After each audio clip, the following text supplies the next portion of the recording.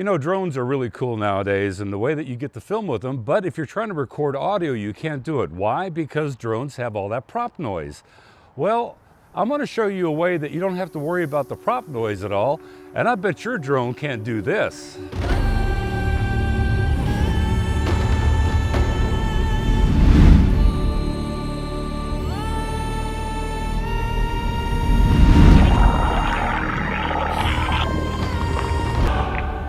By the way, was that a cool shot? Yes, it was. And you know what? You don't even need a drone. Stick around and I'll show you how to do it.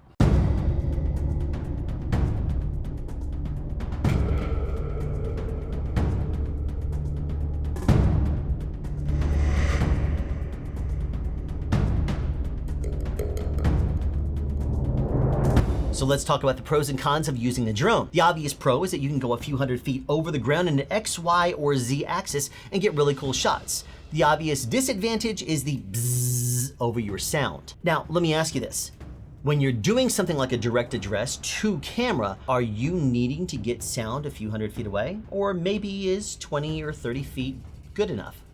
Well, in the movie industry, they use cranes. They'll have a crane that's pivoting from one main pivot point, and it gets really cool shots. It's similar to what you saw at the beginning of this video. Now, how can you use something like this to create a shot like what you saw at the beginning? Well, it's kind of difficult with something like this because the Action 4, for example, can only level itself this direction and stabilize up into about a 45-degree angle. But something like the Insta360 X3 is able to record 360 degrees and allow you to reframe in post to whatever you want. You want to spin it in a circle, spin it backwards, forwards, level it however you want to. You can create a shot in post that matches what you're trying to do. If you want to get yourself 10, 12, 15 feet over someone's head and get some really cool cinematic shots, you can mount these kinds of cameras to something like a selfie stick. And you don't have to make duck lips into that you're gonna be embarrassed to show your grandkids in 50 years. You can just create really cool videos now and reframe it the way you want it to be in post. And that is much better usage of something like a selfie stick. Now, what we did is we used this X3 and we put it at the end of my boom pole and we swung it around. Now, if you don't have $1,000+ that you want to spend on a boom pole, guess what? There are monopods you can get, like those made by Insta360, that are able to extend out to about 10 feet. And if you happen to be a sound person or you happen to have a boom pole, even those that you can get fairly inexpensively, you can get yourself a boom pole and use it for these kinds of shots. Now, granted, boom poles usually have a 3/8/16 thread at the end of it, but you can get an adapter that adapts it down to 1/4-20. Now, if you don't want to spend the money on a boom pole, or you want something that's longer than about 10 feet and you don't want to spend over $100, you can also get a painter's pole. Painter's poles have a 3/4-5 thread at the end, and you can get adapters online that convert that down to a 1/4-20 so that you can add something like an action camera to it. So you can get a monopod, you could get a boom pole or a selfie stick or a painter's pole. Any of those are going to be great options if you want to get really cool cinematic shots while preserving your sound and making everyone happy and impressed at the same time.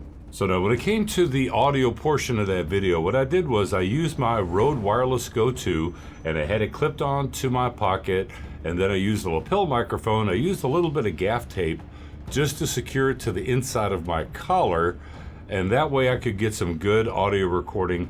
And yes, with wireless audio, you can hook it up to the camera and use it wirelessly. For me, I like using a recorder that has built-in audio. That way I don't have to worry about dropouts or interference or anything like that. But I have to say that it was a great experience, and I have to give a huge shout out to Alan from SoundSpeeds. By the way, if you've never heard of Alan before, he is an audio professional in the movie industry and has been for quite a long time. And he was just happened to be in town. It was great to meet up with him and have him come out and do this video with me, which was a really fun adventure. And I'm looking forward to him coming back so that we could do a couple of more little collaborations in the future, or I'm going to go to where he lives and hang out with him and we'll do a couple of things. But anyway, a big shout out to Alan. Thank you very much for joining in on this. I'm gonna have some outtakes coming up. So think outside the box, and you don't always have to have a drone. You can be creative and get some of those drone shots without a drone in the Insta360 X3. Very easy to use with their software, and it makes it really easy to accomplish those kind of shots. Don't forget, subscribe to Alan's channel. Product links for everything that you saw here today is going to be down in the description below so that you can check it out for yourself, and I'll catch you in the next review. Bye-bye. You can digitally remove all that sound now if you want to remove the noise. That's wrong. Not in the edit. This is the kind of thing that happens to me, Andre. I have to shoot many times. There's a lot of stuff that's deleted.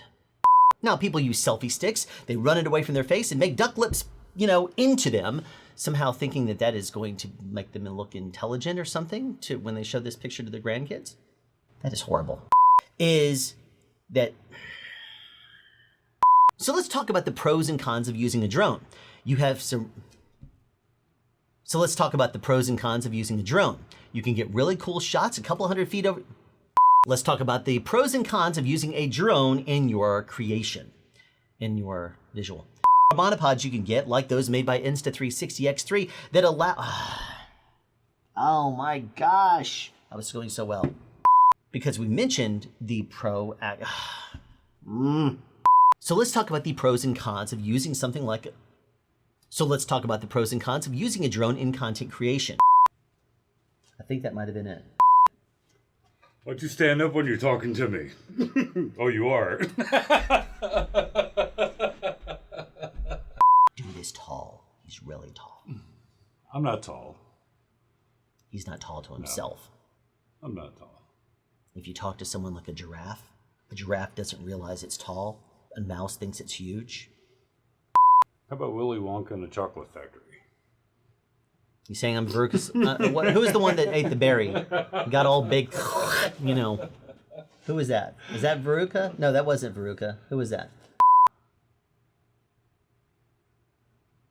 I think that might have been it.